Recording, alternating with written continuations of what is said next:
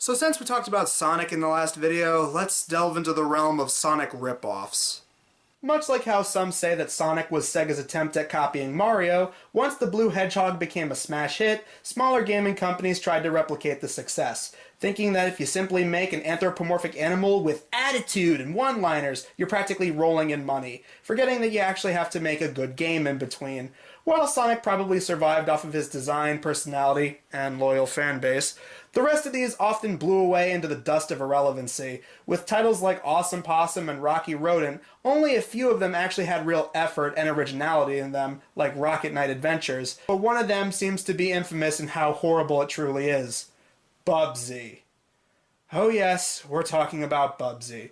Created by Michael Berlin, the owner of the video game developing company Accolade, the character was made after Berlin just loved playing the original Sonic the Hedgehog. No, really? So a year after the first Sonic game came out, Bubsy was created for both the SNES and later the Sega Genesis. The first Bubsy game is a garden variety platformer. You can run, a la Sonic, and you can often jump to collect items and power-ups like Mario. The plot is about Bubsy trying to get his yarn ball collection back from these aliens that are invading called Woolies, who are trying to steal Earth's yarn supply. The game has a total of 16 levels, 5 worlds that often have 3 stages, and 1 big final level. A forest level, a carnival level, which looks like it was taken straight from the casino in Sonic 2, a train level, and another forest level for the finale. You're given 10 minutes per stage and 9 lives. And let me tell you, you better be careful with those because almost everything wants you dead. Woolies, cars, falling objects, even gumball machines are trying to kill you. You really gotta take your time. You can't run through everything or else you're just gonna get hit. Come on, that was one of the fun things about the first Sonic level, and yet you can't even replicate it correctly? Also, they programmed falling damage. Falling damage in a platform. Can you imagine playing Mario and then whenever you land from a high jump you lose points or even die on the spot? Why take two things that made those games fun and botch it like that? Each level boss is exactly the same. 2 yarn ball spaceships, which you just jump on twice whenever the hatches open up and they're pretty much down for the count. And you know, despite all of my complaining, this is still one of the better Bubsy games.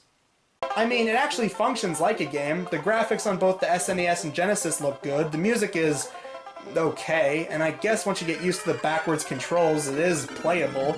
It's not too glitchy like E.T. or Sonic 06, nor is it impossible to play like March of the Penguins on Game Boy. At best, this game is on the weaker side of mediocre. And just a year later, Bubsy would soon get its own TV pilot. Yes, they were really that confident, and stupid, that Bubsy was going to be a success. Hell, this show was actually able to get voice acting legend Rob Paulsen to do Bubsy's voice, who would soon reprise the role in a couple of the games, and he would later regret. Rob, I don't think we can blame you. What could possibly go wrong? The pilot itself is about Bubsy, his armadillo sidekick Arnold, and his twin niece and nephew getting roped into an adventure involving a helmet that can bring dreams into reality. Insert easy joke about Shark Boy and Lava Girl here. Invented by this mouse guy named Virgil Reality. Fucking puns! And he has a female cat sidekick who has a running gag that she could never pronounce Bubsy's name right. I, Olivia, take Busted to be my lawfully wedded Bubsy! Because if it's not funny the first time, just keep beating that joke into submission until someone is forced to laugh. The villain of the episode is this evil cat lady who sends her bumbling henchmen to go get the helmet in her plan to become rich beyond her wildest dreams, even though she lives in a mansion. And with all that plot out of the way, we get to the real problems of this show. The animation, when it's not being too choppy, has wacky, brightly colored backgrounds that look like they were ripped straight out of Ren and Stimpy. Secondly, the characters are either unfunny, annoying, or both. Bubsy's annoying, the twins are your stereotypical annoying child characters, the villains are just unfunny bumbling henchmen that you see in a lot of stuff, and Arnold has this bizarre running gag where he has this fear of being hit by a truck. Kid show! And really, let's get the obvious out of the way. Like the games, this show was blatantly ripping off that Adventures of Sonic the Hedgehog show from around that time. From the wacky animation and antics, the over-the-top characters, and the constant, non-stop noise. No surprise here, this show thankfully went nowhere. But hey, aspects of it ended up in the second Bubsy game, Bubsy 2. In the year 1994, a second Bubsy game would hit both the SNES and the Genesis again.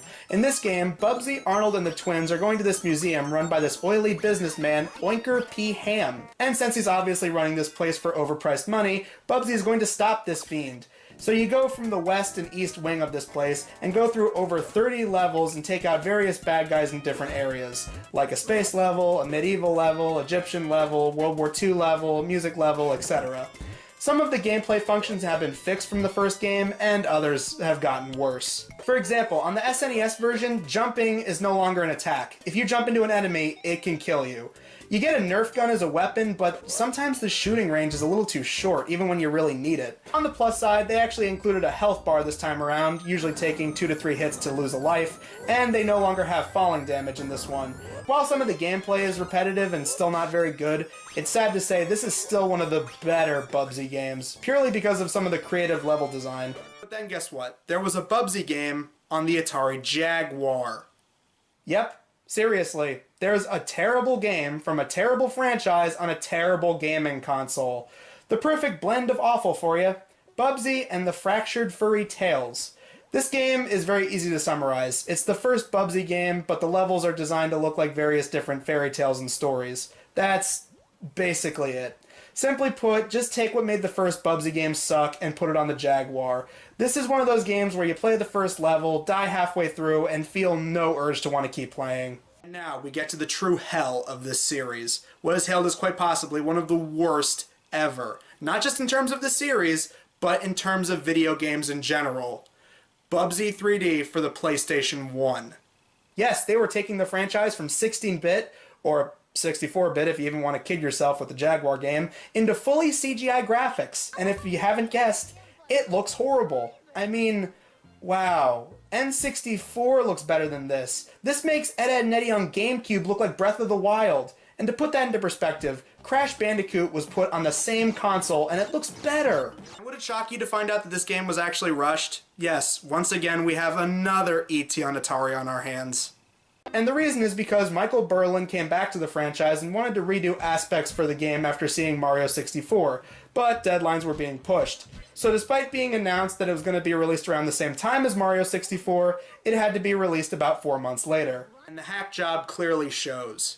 I mean, look at the level design. The brightly colored grounds and mountains, the plain gray platforms, the basic looking character models, mediocre sound quality. This game looks like it's unfinished.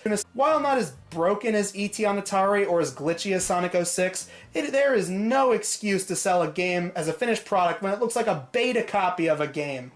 As for the story, the Woolies decide they're going to kidnap Bubsy. After crash landing on a planet, Bubsy soon escapes and collects atoms and pieces of an escape rocket in 18 boring, empty, almost identical, poorly designed levels.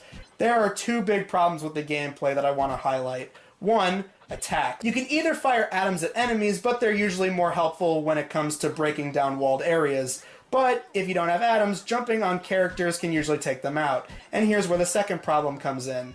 The camera. The camera always pans back and then upwards whenever you jump, and it gets really nauseating every time it happens. From jumping on enemies to jumping to platforms, it straight up hinders the gameplay. Going back to collecting items, how many pieces of the rocket you collect affects the ending.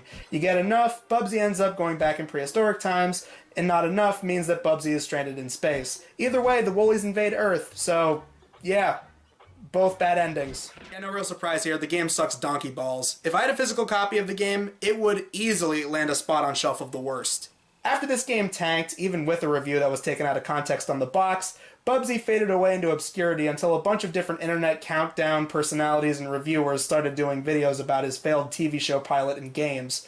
Then, years down the road, almost 20-year hiatus gone by, it was announced there was going to be another Bubsy game.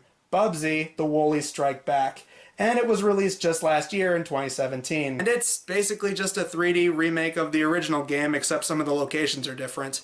Released for both the PlayStation 4 and the PC, the game is basically Bubsy collecting his stolen yarn balls from the invading Woolies again. Really, all I can say is the game doesn't really look like something that would end up on the PS4. It looks more like... I don't know, it looks more like, You know, this feels like an iPhone game.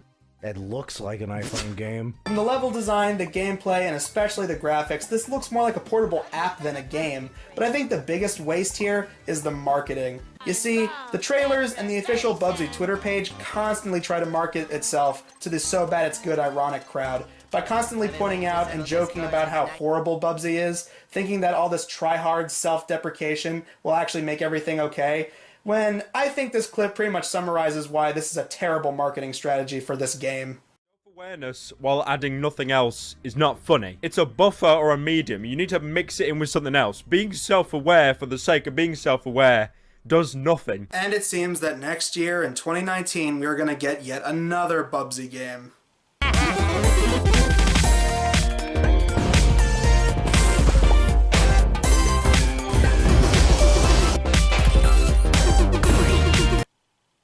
Why is it that looks like an iPhone game even more than the last one?